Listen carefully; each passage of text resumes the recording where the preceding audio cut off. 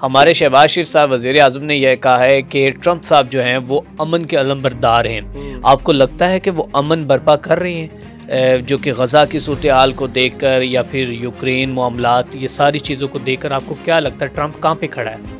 Trump फिलहाल तो वहीं पे खड़ा ओवल ऑफिस के अंदर, और सबसे बड़ी बात उसको बहुत शौक है कि उसे मिल जाए नोबल इनाम। पता नहीं क्यों, मुझे ऐसे लगता है कि ना बड़ा अजीब सा प्रॉपर्टी डीलर टाइप आदमी है, हरकतें भी उसकी कुछ इस तरह की होती हैं। बिल्कुल ऐसा अब तैयब उर्दगान को खड़ा कह रहा है कि आपको let me introduce to new oval office, और बाइडन ने तो बड़ा फजूल सा ऑफिस बनाया हुआ था, आप चेक करें, पहले एक पेंटिंग थी, अब 6 पेंटिंग लगी हुई पिकासो की बड़ी महंगी। और अपना तो स्वैग ही लाता ब्रो है हम।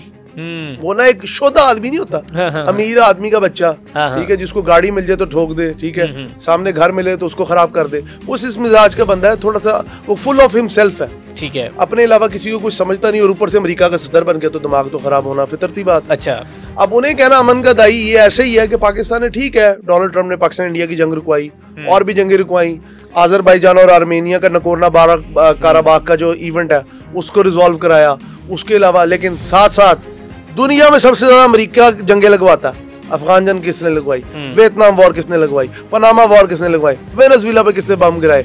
आप इधर देखें, ये जो आपके अभी कंबोडिया और थाईलैंड का जो मसला चल रहा है, इसके अंदर भी कहते हैं कहीं ना कहीं अमेरिका की इन्वॉल्वमेंट हो सकती है। दूसरी तरफ इधर आ जाए, इराक वॉर किसने लगवाई, दाइश किसने पैदा की, तालिबान किसने पैदा किए, फ्रीडम फाइटर पहले कहा, बाद में कहा ये टेररिस्ट है। आर यू ये इनसेन थॉट है कि वो बंदा अमन का दाई है। अगर अमन का दाई है, पिछले 3 साल से 65 से 70 हजार बंदा गाजर मूली की तरह काट दिया गया, बेहोश है, ये एक पॉलिटिकल स्टेटमेंट, इससे ज्यादा कुछ नहीं।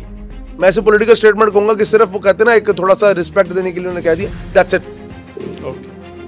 I don't consider him in any aspect. अच्छा हमजा भाई, मैं यहाँ पे आपसे एक सवाल करना चाहूँगा कि आपको लगता नहीं कि गज़ा के लोगों के साथ भी पाकिस्तान की जानिब से भी मुनाफ़कत की जा रही है, कि जहाँ पर जुल्म बर्बरियत की दास्तानें रकम की जा रही हैं। नेतन्याहू और ट्रंप जो है वो अपने आप को तो ऐसे ही समझते हैं कि जैसे वो दोनों जुड़वा भाई हैं, और उनकी पॉलिसीज़ जो हैं वो दोनों की पॉलिसीज़ मेकर वो दोनों इकट्ठे ही हैं, लेकिन वहाँ पर उसको अमन का दाई किस तरह, मेरा आपसे सवाल एक करार दिया गया। यार देखें, अब आपको मैंने अभी हमसे ऑफ द कैमरा आपसे बात हो रही थी कि जो इमदाद चली है उसके लिए इटली के बाद स्पेन ने भी अपना जंगी ये हम बाद में उधर आएंगे, लेकिन मैं यहाँ पे पहले आपसे ये पूछना चाहता हूँ कि हमारे शहबाज शरीफ ने गलत किया या सही किया जो उसको अमन का दाई करार दिया? मैंने आपको बता दी, ये सिर्फ एक स्टेटमेंट है यार। इस तरह की प्रेजिंग स्टेटमेंट देते रहते हैं कि अगले मुल्क को लगे कि आप भी उसमें बहुत ज्यादा इंटरेस्टेड, और वैसे भी अदरवाइज ऐसा कुछ भी नहीं, कोई वो अमन का दाई नहीं है यार। अमेरिका क्या है, अमेरिका फायदे का दोस्त है, वो आपके साथ नुकसान नहीं बराबर शेयर करता।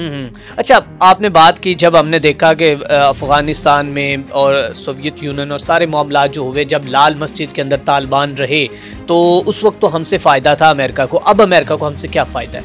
आपकी स्ट्रेटेजिक लोकेशन जो है ब्रदर, आप ऐसे हैं कि जैसे आप जनूबी एशिया का दरवाजा है, ठीक है, ठीक है। ऊपर से चाइना को आपसे इंटरेस्ट क्या है, वार्म वाटर्स, गवादर पोर्ट क्या है, सी पैक क्या है, बेल्ट एंड रोड इनिशिएटिव क्या है, ओल्ड सिल्क रूट को रिवाइव करना क्या है, ठीक है, सब चीजें उस चीज का हिस्सा, ठीक है। दुनिया की जितनी भी बड़ी पावर्स हैं उनको आप में क्या इंटरेस्ट है?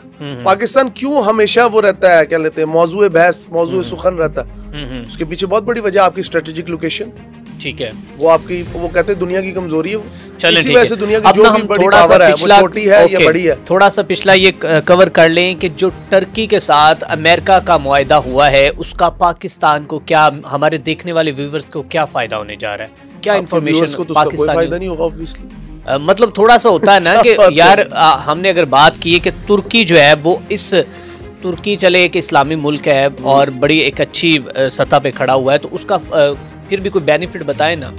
देखिए, पाकिस्तान को सबसे बड़ी बात यह है कि पाकिस्तान इस वक्त एक ऐसी स्टेज पे खड़ा है कि पाकिस्तान के जितने भी मुआहदे फ्रीज हुए हैं ना, उनको पाकिस्तान रिवाइव कर सकते। ओके, जैसे हम जब भी F-16 की डील करने जाते थे वो फ्रीज हो जाती, thanks to our brotherly nation China and our iron friend, ठीक है।